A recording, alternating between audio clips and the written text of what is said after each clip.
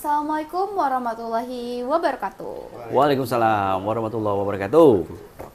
Kembali lagi dengan kita Kisodo Buwono Official.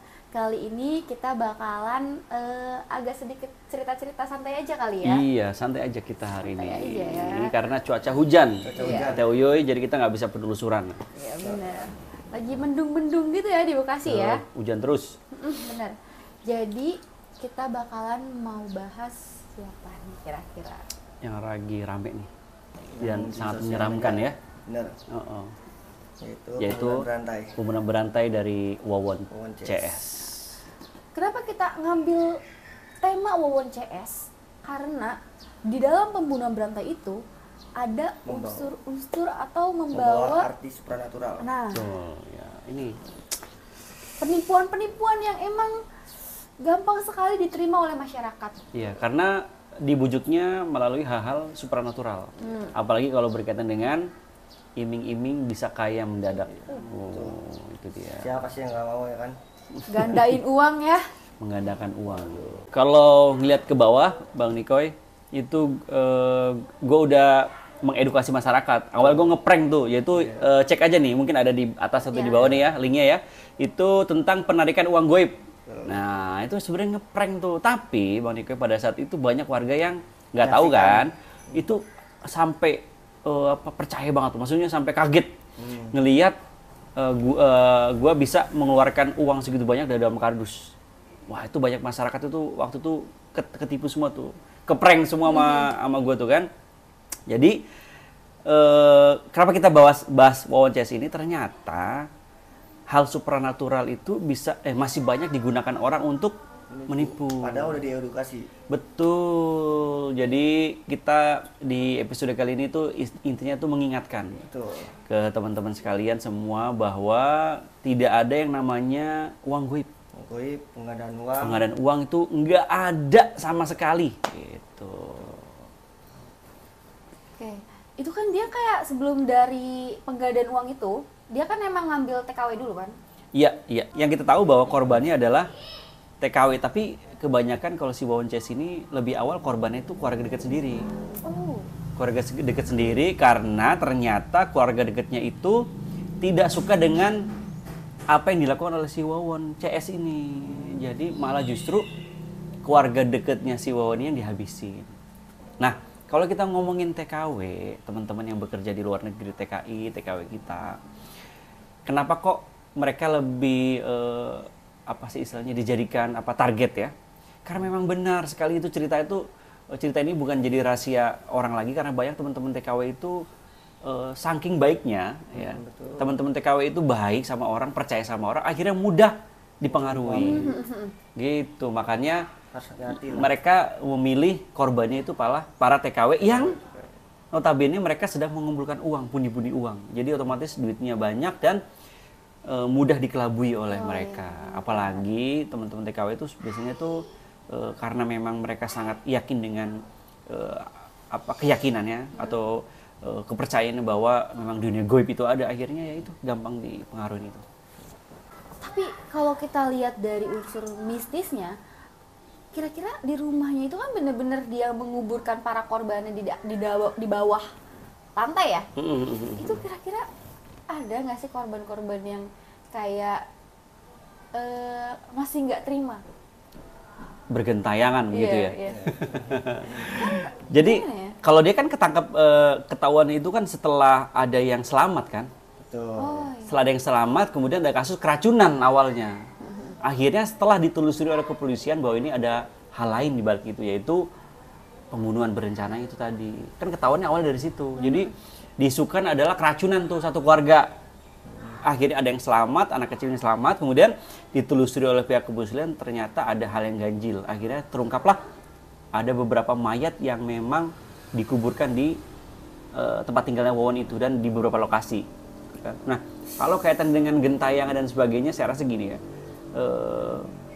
Kalau orang yang sudah meninggal otomatis ruhnya udah di alam kubur ya.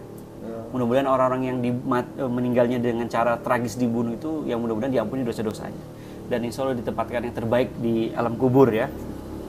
Jadi saya rasa kalau untuk gentayangan enggak. Tapi terkadang yang namanya korin itu atau jin baik, itu terkadang, ini percaya nggak percaya, itu bisa apa istilahnya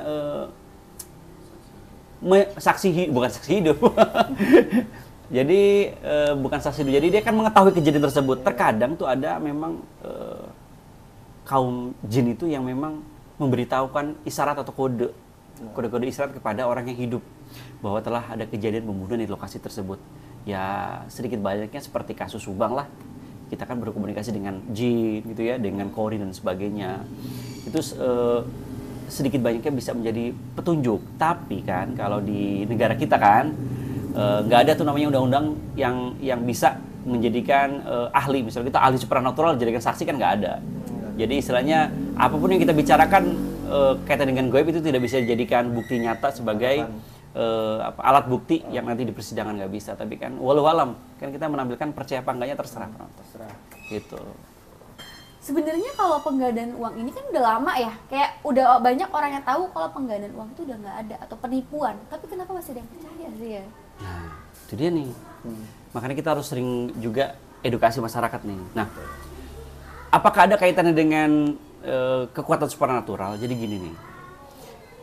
Kekuatan supernatural itu kan tanpa batas ruang dan waktu ya. Namanya kekuatan yang berhubungan dengan gaib ya.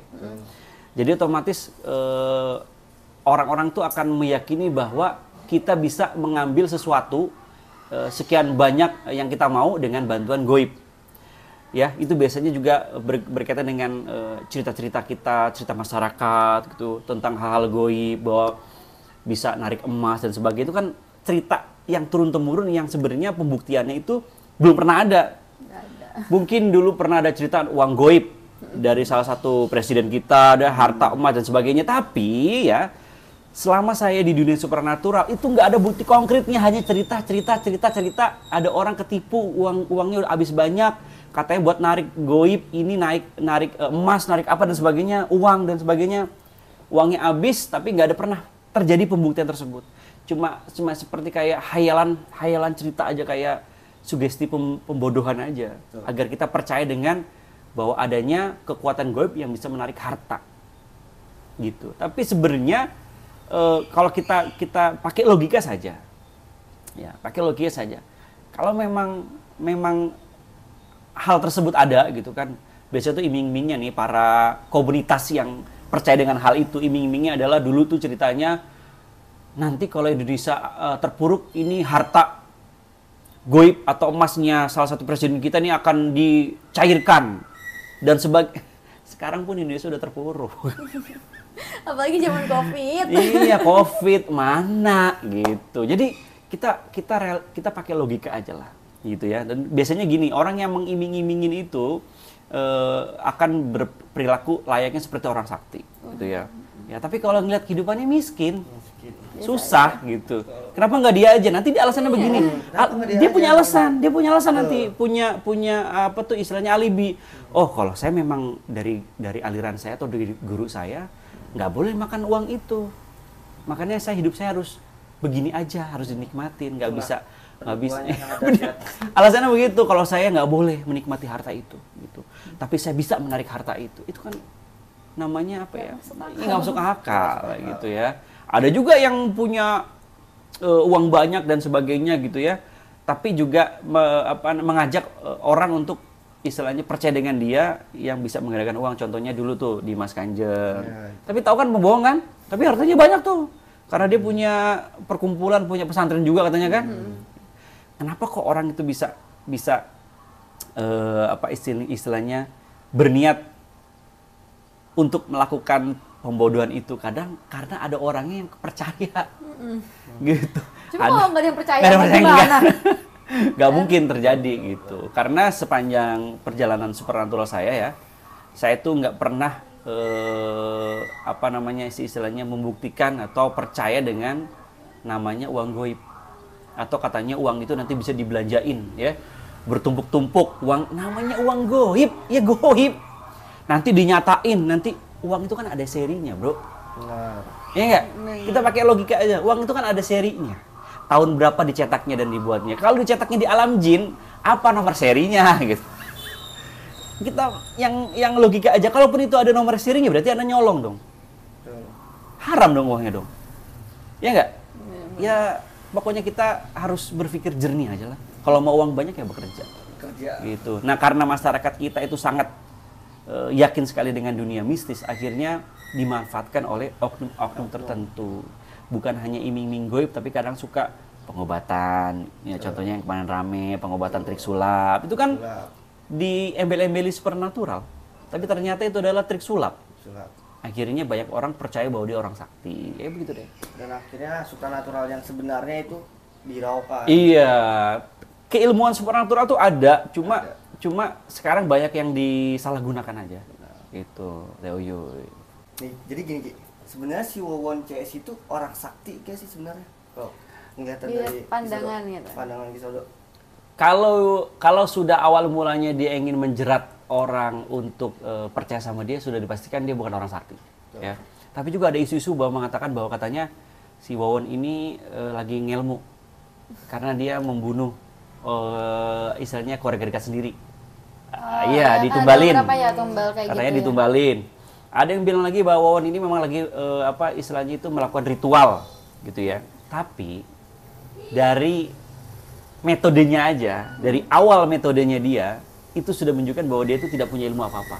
Itu hanya digunakan sebagai alat untuk menjaring mangsa gitu ya, supaya percaya sama dia bahwa dia orang sakti. Betul. Nah, sebenarnya mungkin awal mula niatnya dia hanya ingin menguras uang gitu ya. Tapi si korban ini akhirnya nagih-nagih terus nih. Banyak jadi korban ini nagih, ya. mana buktinya gitu ya. Investasinya Sedangkan mana gitu kan. uangnya udah nggak ada, udah habis, mana buktinya mungkin dia kalap nih, bertiga nih ya, kalut gitu, kebingungan. Akhirnya mereka punya niatan itu, membunuh itu. Ya keterusan namanya setan ya. Akhirnya merasa perilakunya kejahatannya ketahuan, keluarga dekatnya tahu, dibunuh juga, menutupi kasusnya kan. Akhirnya semua yang mengetahui itu dibunuh. Akhirnya kayak dia punya kayak sakit jiwa. Menikmati itu, akhirnya cari korban lagi, ntar gue bunuh cari korban lagi ntar gue bunuh karena nggak ada apa ya, catatan jejak kepolisian gitu Tuh, loh. Karena bahwa dari dia 2016 dia udah ngebunuh tapi nggak ada jejaknya. nggak ada laporannya. Dan jangan salah loh teman-teman, ini juga hati-hati juga nih teman-teman yang suka sekali dengan hal supernatural tapi tidak tahu akarnya, tidak ada gurunya dalam tanda kutip, atau tidak ada akarnya atau keturunannya, akhirnya mencoba-coba dunia supernatural. Mungkin si Wawon ini salah satunya mencoba-coba nih, mungkin dia juga melakukan ritual. Ternyata apa yang dilakukan itu dia sembrono, asal-asal aja, salah kaprah, akhirnya ternyata banyak jin yang masuk atau mengontrol jiwanya si Wawon ini, akhirnya mereka berbuat kejahatan itu. Jadi kayak mereka dipengaruhi bahwa apa yang dilakukan itu apa istilahnya itu tidak akan apa sih istilahnya berefek apa-apa. Jadi kalau bunuh orang tuh ya nggak apa-apa gitu. Akhirnya yang penting dapat duit. Dapat duit itu kan sedikit banyaknya pengaruh dari setan sama jin. Ya. Kayak gitu juga berpengaruh ke psikologis juga. Betul. Karena kayak ya udah nggak kenapa-napa kan setelah ngebunuh gitu kan. Nggak ketahuan. Terus kata setan jinnya, udah cari lagi mangsa, itu duitnya banyak. Nah, gitu. Hati-hati, jangan suka lakukan ritual-ritual yang kita nggak tahu. Oke, jadi setelah kita udah bahas semuanya nih, kira-kira kesimpulan dari cerita si Wawon ini apa ya? Intinya kita jangan pernah percaya bisa kaya dari gaib. Ya. Jangan pernah percaya bisa kaya dari gaib. Ada yang nyeletuk nih. Tapi kalau pesugihan bisa kaya Ki. Oh, beda konteksnya. Beda konteksnya. Kalau pesugihan itu berarti Anda sudah menyerahkan diri dan bersekutu kepada iblis. Gitu. Beda. Iya bisa kaya, benar. Pesugihan. Tapi kalau dengan embel-embel penggandaan uang, tarik emas, tarik uang goib dan sebagainya, sudah dipastikan itu bohong. Ayo yang mau adu argumen sama kita, ayo boleh, masalah uang goib atau uang gandakan uang ini ya. Kalaupun ada oknum-oknum yang bisa merasakan itu ya, ya boleh undang kami deh untuk bukan nantang ya, untuk pembuktian aja. Coba, ayo. Iya. Ya katanya kayak pakai MD bisa narik uang goib. Oh iya, rantai pakai rantai babi apalah bisa narik uang goib yang namanya si orang saktinya itu namanya Abah lah, namanya Ki lah, namanya siapa lagi biasanya itu ya? Gus lah, apalah. Tapi kalau dia punya apa namanya bilang dia bisa narik uang goib atau bisa menggandakan uang, undang kami deh. Ya. Ayo. Kita ini dulu kita ajak adu argumen dulu deh ya. Dari mana itu dia bisa narik uang goibnya? Kalau argumennya kita kalah, ya, kemudian langsung pembuktian. Gitu. Oke, langsung. Ya, jadi nggak ada tuh namanya penggandaan uang atau narik uang goib itu, nggak ada sama sekali. Karena kita harus berpikirnya gini, apakah alat goib, tukar goib di bangsa jin itu sama dengan yang kita milikin? Tidak. Kalaupun bisa narik uang goib, yang berarti adalah melakukan pencurian dong. Betul. Bener nggak? Kalaupun itu bisa terjadi, sama aja itu uang haram. Atau ada lagi bilang uangnya dipendem. Pendem kan ada jangka waktunya, ada tahunnya. Ya, tahun berapa, apakah masih laku di tahun ini, itu nggak? Jadi, nih harus pakai ini. Ya, kritik saran, teman-teman lebih suka kita penelusuran atau pembahasan seperti ini. Gitu ya, jadi tulis di kolom komentar. Assalamualaikum Warahmatullahi wabarakatuh.